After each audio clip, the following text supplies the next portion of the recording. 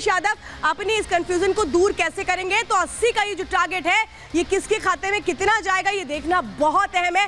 उत्तर प्रदेश पर जो ये फोकस है वो क्यों है, आज मैं आपको 2 तस्वीरें दिखाती हूँ। आज वो तस्वीरें आप देखने जा रहे हैं। इन दो तस्वीरों के जरिए बयां हो जाएगा कि उत्तर प्रदेश में जो राजनीति है वो कैसे आगे बढ़ रही है। योगी आदित्यनाथ को आप देख रहे हैं, योगी आदित्यनाथ जो अपने प्रचंड अभियान पर कैसे आगे बढ़ रहे हैं। मथुरा में आज हो गए, भगवान श्री कृष्ण का आशीर्वाद उन्होंने लिया और भगवान श्री कृष्ण की नगरी से ललकार भी दिया कि आखिर किस तरह से योगी आदित्यनाथ जब संकल्पबद्ध है तो उस संकल्प को पूरा किए बिना रुकने वाले नहीं है। अब यहाँ आ जाइए दूसरा, ये समाजवादी पार्टी जो है इसके अंदर कलेश मचा हुआ है और समाजवादी पार्टी में जो अखिलेश यादव है, अब क्या इनके हाथ से चीजें निकलती हुई नजर आ रही हैं या फिर कहें कि आजम खान की वो दबाव की राजनीति है जो यहाँ काम करती नजर आ रही है। ठीक उसी तरह से जब वो मुलायम सिंह के वक्त में दबाव की राजनीति करते थे और अपने मनपसंद कैंडिडेट को ही रामपुर से उतारते थे, क्या अब अखिलेश यादव के साथ भी वही स्ट्रैटेजी अपनाते नजर आ रहे हैं। तो क्या अखिलेश यादव अब दबाव में आ जाएंगे आजम खान के। फिलहाल अब देखना ये समाजवादी पार्टी क्या करती है, लेकिन इस बीच आपको बताते हैं योगी आदित्यनाथ किस तरह से आगे बढ़ रहे हैं, जो तैयारी है वो कैसे है, क्योंकि बिल्कुल क्लियर है राम मंदिर के बाद अब श्री कृष्ण जन्मभूमि का जो मुद्दा है वो किस तरह से बड़ा होगा। रामलला की प्राण प्रतिष्ठा से पहले ही इंडी गठबंधन को झटका लगा है, क्योंकि वो कह रहे हैं कि इससे जो बीजेपी है उसको जबरदस्त माइलेज मिलेगा चुनावों में। योगी आदित्यनाथ की जो पकड़ है वो और मजबूत हो रही है। तो 80 में 80 सीटों के मिशन को हर दिन धार देने के लिए योगी आदित्यनाथ कैसे आगे बढ़ रहे हैं, मथुरा, काशी, अयोध्या सबको आगे लेकर के कैसे आगे बढ़ना है वो तस्वीर अलग अलग हमें देखने को मिल रही है। तो अखिलेश यादव किस तरह से बीजेपी की राह आसान करते नजर आ रहे हैं, क्योंकि उनकी पार्टी के अंदर घमासान मचा हुआ है और कैसे जो बीजेपी है वो अपनी रणनीति के तहत आगे बढ़ रही है। योगी आदित्यनाथ इसका जिक्र भी किया कि राम मंदिर में जिस तरह से प्राण प्रतिष्ठा हुई है उससे पहले कि आप लोग कभी होली खेल पाते थे, कहा क्या योगी आदित्यनाथ ने, सुनिए जरा। आपका ये वोट कितना कीमती हो सकता है ये आपने कल और परसों महसूस किया होगा। बचपन से इस गाने को सुनते रहे होंगे होली के अवसर पर, होली खेले रघुवीरा अवध में, होली खेले, सुनते रहे होंगे ना। लेकिन क्या सचमुच पिछले 500 वर्षों से रामलला ने होली खेली थी क्या अवध में? आपके एक वोट ने वो साबित कर दिया कि नहीं, रामलला अपने अवध में होली खेली। तो उत्तर प्रदेश की सियासत में जो इस वक्त भारी कंफ्यूजन नजर आ रहा है समाजवादी पार्टी में, आज दिन भर होता क्या रहा, सबसे पहले शुरुआत करते हैं छोटी सी रिपोर्ट के साथ।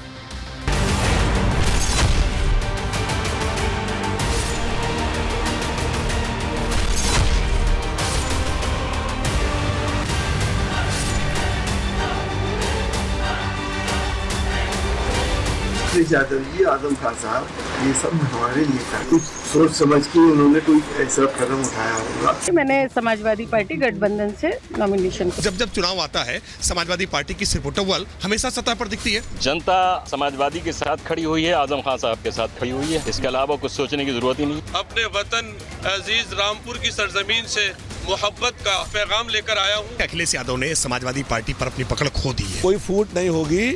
माननीय राष्ट्रीय अध्यक्ष जी बात कर रहे हैं और बात करके अभी सर्वमान्य हल निकल आएगा। वही तो सर्वे सर्वा है, वो जिसे टिकट देंगे वो लड़ेगा। हमारे साथी कार्यकर्ता कह रहे हैं कि सब सामान्य हैं। राष्ट्रीय सोशलिस्ट समाज पार्टी अलग से किसी अलायंस की आवश्यकता है ही नहीं। तो अखिलेश यादव जो कॉन्फिडेंट नजर आ रहे थे उम्मीदवारों को लेकर के, लेकिन यहां पर कैसे अभी कंफ्यूजन में नजर आ रहे हैं। वो 2 सीटें जिस पर इस वक्त पेश फंसता नजर आ रहा है, अखिलेश यादव की टेंशन बढ़ चुकी है। हम बात सबसे पहले जरा मुरादाबाद सीट की कर लेते हैं। ये 2 चेहरे आप देख रहे हैं जिसमें एसटी हसन है जो मौजूदा सांसद है, लेकिन कैसे नई पारी की शुरुआत में है रुचि वीरा जो आजम खान की करीबी बताई जाती है, इन्होंने भी नामांकन कर दिया है और एसटी हसन ने भी नामांकन कर दिया है। अब सवाल तो यह है कि अखिलेश यादव करेंगे क्या, क्योंकि कल तक पूरा कशमकश चल रहा था। एसटी हसन को उम्मीदवार बना दिया गया, फिर रुचि वीरा को उम्मीदवार बना दिया गया, क्योंकि रुचि वीरा किसकी पसंद है, आजम खान की। आजम खान चाह रहे थे कि रुचि वीरा को आप दे दीजिए टिकट, लेकिन एसटी हसन के लिए अखिलेश यादव बैटिंग कर रहे थे। सेम चीज मिल रही है देखने को रामपुर में। रामपुर जो आजम खान का गढ़ है, यहां पर किस तरह से क्या कहे कि समाजवादी पार्टी की लड़ाई समाजवादी पार्टी के अंदर ही शुरू हो जाएगी, क्योंकि ये जो 2 चेहरे आप देख रहे हैं इसकी पीछे की अब स्थितियां समझिए। क्योंकि रामपुर में आजम खान चाहते थे कि अखिलेश लड़े, लेकिन ऐसा हो नहीं पाया। अब इसके बाद क्या हुआ, इसके बाद यह हुआ कि यहां पर मोहिबुल्लाह नकवी को उतार दिया गया अखिलेश यादव की ओर से चुनावी मैदान में। अब आगे का क्या हुआ समीकरण, इससे आजम खान नाराज है। आजम खान ने अपने करीबी आसिम राजा को उतार दिया, जिन्होंने अपना नामांकन भर दिया है, नामांकन खरीद करके। अब इसीलिए मैं कह रही हूं कि क्या रामपुर सीट पे जो घमासान है वो आपस में ही शुरू हो जाएगा, नुकसान हो जाएगा, होगा क्या ये देखना बेहद अहम हो जाता है। और यहाँ पर इस वक्त ये जो राजनीति है उत्तर प्रदेश में, वो समाजवादी पार्टी के लिए इस वक्त कांटे बिछते हुए नजर आ रहे हैं, क्योंकि वो आजम खान जिनसे मुलाकात की थी अखिलेश यादव ने कुछ दिनों पहले, वो अब किस तरह से नाराज हैं। अब अगर आजम खान नाराज है तो क्या अब अखिलेश को एक तरह से मुश्किलों का सामना करना पड़ेगा। जरा समीकरण समझिए कि हो क्या रहा था, जरा मैं सिलसिलेवार तरीके से आपको बताती हूँ। मंगलवार सुबह को एसटी हसन ने नामांकन किया। इसके बाद क्या हुआ, मंगलवार शाम को एसटी हसन का जो टिकट है वो कटने की खबर आने लगी। मंगलवार रात होते होते तक चूंकि अखिलेश यादव ने मीटिंग भी की और इसके बाद रुचि वीरा का नाम सामने आ गया बतौर उम्मीदवार।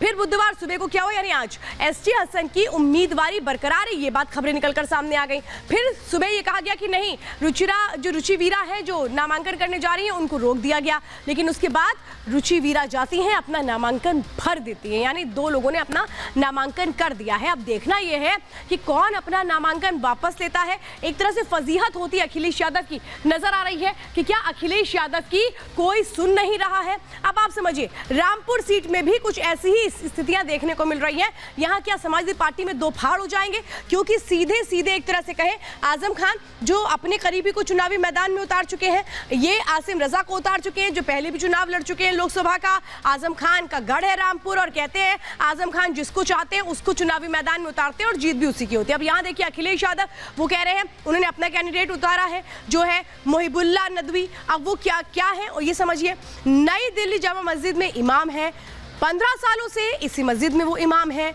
और मोहिबुल्ला मूल रूप से रामपुर के रहने वाले हैं। इसीलिए मैं कह रही हूँ कि क्या अब लड़ाई अखिलेश वर्सेस आजम खान की होने वाली है। उत्तर प्रदेश में फिलहाल जो तस्वीरें देखने को मिल रही हैं, क्या समाजवादी पार्टी में टूट हो जाएगी और इसका फायदा क्या बीजेपी उठा लेगी। तो आजम खान ने वो चिट्ठी जो अखिलेश यादव को लिखी थी उसमें क्या था, ये देखिए, ये चिट्ठी मैं आपको दिखा रही हूँ जो अखिलेश यादव को लिखी थी आजम खान ने। और आजम खान ने इस चिट्ठी लिख के बता दिया था कि उनकी मंशा क्या है। अब चलिए जरा मैं आपको जल्दी से बताती हूँ कि इस चिट्ठी में आजम खान ने लिखा क्या था, आजम खान ने क्या कहा था। और आजम खान की बात नहीं मानी अखिलेश यादव ने और क्या यही हो गई वजह नाराजगी की। चलिए जरा मैं बताती हूँ चिट्ठी में क्या लिखा था। आजम चाहते थे रामपुर से अखिलेश चुनाव लड़े, लेकिन अखिलेश ने मना कर दिया। सीतापुर जेल में आजम से मिले भी थे अखिलेश यादव, अखिलेश ने प्रस्ताव अस्वीकार कर दिया था। उन्होंने कहा था मैं वहां से चुनाव नहीं लड़ूंगा। अपने करीबी को अखिलेश ने टिकट दे दिया था। इसके बाद आजम ने चिट्ठी लिखकर ये संकेत दिए थे कि अगर ऐसा करते हैं तो फिर चुनावों में बहिष्कार कर दिया जाएगा, हम वर्तमान चुनावों का बहिष्कार कर रहे हैं, ये कहा गया था। जिसके बाद ये कहा जा रहा था कि अखिलेश यादव शायद अब आजम खान से नाराज हो चुके हैं। अब ये समीकरण किस तरह से बदलते हुए नजर आ रहे हैं। आजम खान को पास में रखना अखिलेश यादव के लिए आखिर क्यों मजबूरी है, ये मैं आपको बताने जा रही हूं। क्योंकि क्या अखिलेश एक तरह से आजम खान की नाराजगी को सह पाएंगे, क्या नुकसान नहीं होगा, बहुत सारे ऐसे सवाल हैं। लेकिन आजम का साथ अखिलेश की मजबूरी क्यों है ये समझिए। पार्टी में आजम के कद का दूसरा नेता नहीं है। अखिलेश इस चीज को जानते हैं। मुस्लिम मतदाताओं पर एक अच्छी पकड़ रखते हैं आजम खान रामपुर और उसके आसपास की सीटों को लेकर। बीजेपी की नजर भी मुस्लिम मतदाताओं पर है। बीजेपी की पसमानदा मुसलमानों से खुद को जोड़ने की जो कोशिशें हैं वो लगातार जारी हैं। रामपुर में मुस्लिम मतदाता अच्छी तादाद में है। यूपी में मुस्लिम समाज की भागीदारी करीब 20% है। 80 में से 30 सीटों पर मुस्लिमों की तादाद अच्छी खासी है। पूर्वी यूपी की 30 सीटों पर मुस्लिम मतदाता निर्णायक भूमिका में रहते हैं। ये है वो बातें जो अखिलेश को शायद परेशान कर रही हैं कि अगर आजम से दूरी बना ली, आजम को नाराज कर दिया तो फिर सीधा नुकसान होगा, मुस्लिम वोट बैंक बट जाएगा और ऐसे में अखिलेश को एक बहुत बड़ा नुकसान होगा।